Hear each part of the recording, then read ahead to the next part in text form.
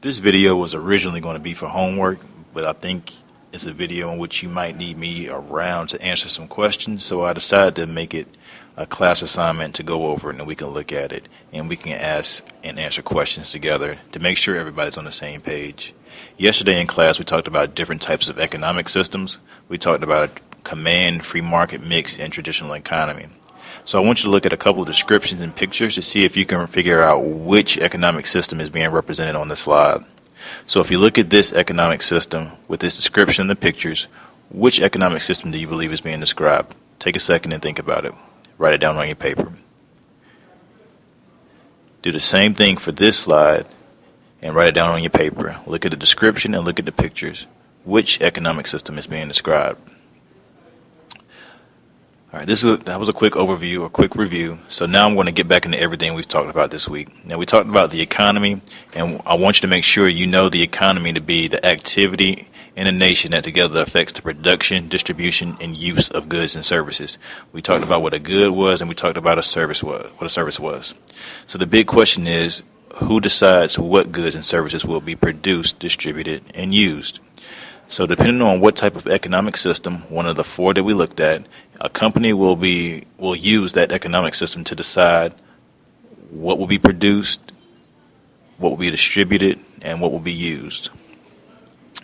So whoever decides is going to have to answer the following questions: what to produce, how to produce, and for whom to produce. These are the three key economic questions in which we looked at earlier in the week. For our country, we're considered to have a free market economy or a mixed economy. So in a free market economy, the economic questions are answered by the individual producers and consumers. So we have to figure out what role a person plays, who is a producer, and who is a consumer. Now, because we live in a free market, we're going to play one of these three roles that are listed on the slide.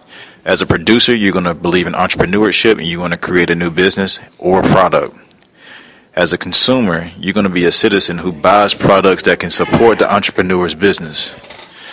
As a laborer, you're going to work for the entrepreneur in order to get income to be a consumer, to buy and purchase the goods and services that you need in order to get by. So in a free market, in which is said the United States there are a lot of different kinds of products available. Property is privately owned by individuals, and economic trends change quickly. Now, when it's saying property is privately owned, that means anybody can start a business and they control that business. In capitalism, you're going to have two important concepts. People can work for economic gain, and the government should have a very limited role in the economy. That way, more and more businesses will be created, more and more jobs will be created, and more money will be gained from people who are starting their own business. The concepts of capitalism, they come from, or they are attributed to Adam Smith, who wrote the book, The Wealth of Nations. He believed in a laissez-faire economy, which means that he didn't believe the government should be involved in business, and that as individuals, since we are mostly selfish, we're going to work for our own self-interest. We're going to work to make the most money as possible. And that's the basic precept of capitalism. You're going to work, you're going to create something, and you're going to try to make money. It's really simple. Even though it's said that we have a free market, in all reality, we do have a mixed economy. It's more leaning towards a free market, but it is mixed because we do have government involvement in our economic decisions and in what we can and cannot do on certain levels. So in a mixed economy, it's going to blend elements of government and private ownership. In the world, there are truly not many pure free markets where the government doesn't do anything as far as business is concerned. So we do live in a mixed economy, even though we trend more to the free market side. Now, in our country, we have what is called the profit motive. This is something you should have looked at the other day. And the profit motive is simply the driving force for people to make as much money as possible, to improve your social standing. All right, so that's our biggest achievement and goal when you're starting your own business or when you're working. You're trying to make money. Since we have a capitalist society and a capitalist economy, we're going to support the idea of new business. The reason why we have and we support new business is because with more businesses, that's going to create more competition. The more competition you have, that's going to lower the prices. So when the price is low, everything becomes more affordable, and people are able to spend more money, and the economy it flows better. When more and more people spend money, when more and more activity is being shown in the economy, it's better for all those involved. This week, we talked about minimum wage, how education can be attributed to a higher salary.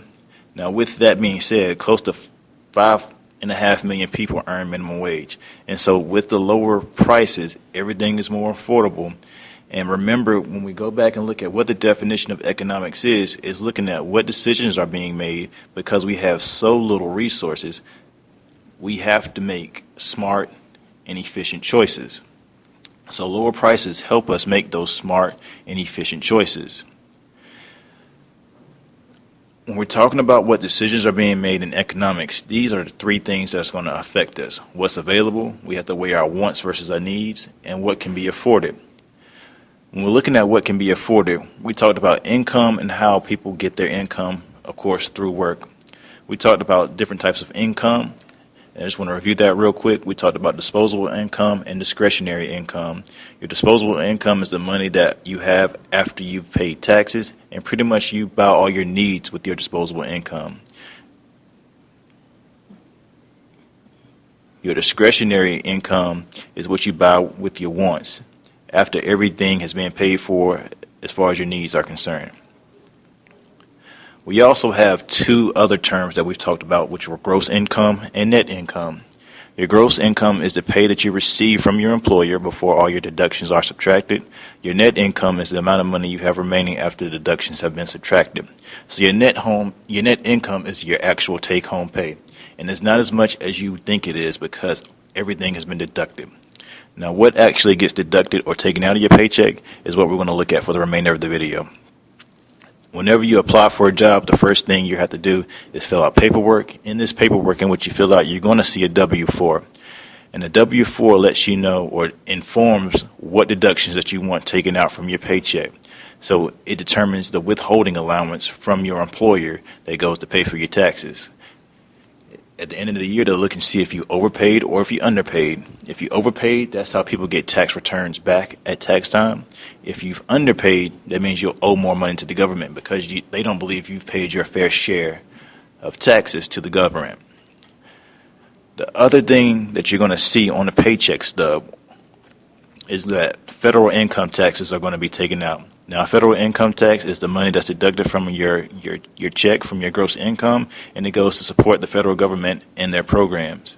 You're also going to have a state income tax taken out of your paycheck.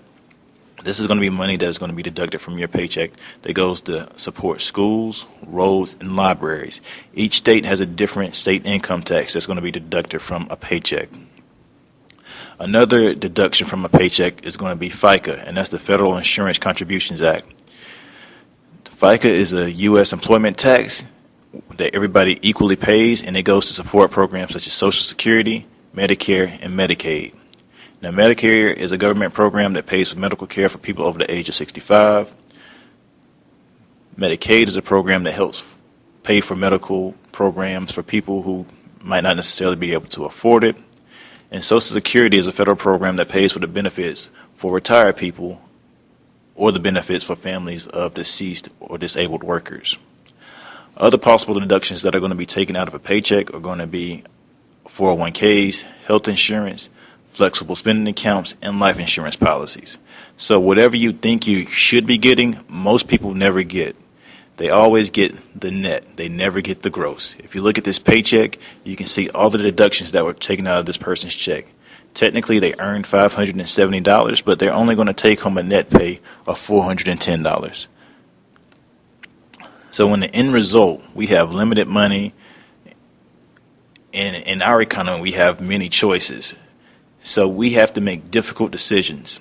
So in the end, you have to make careful choices. You have to be responsible. Budgeting becomes important. And then, because people at times are going to have limited funds to make these decisions, they're going to resort to credit.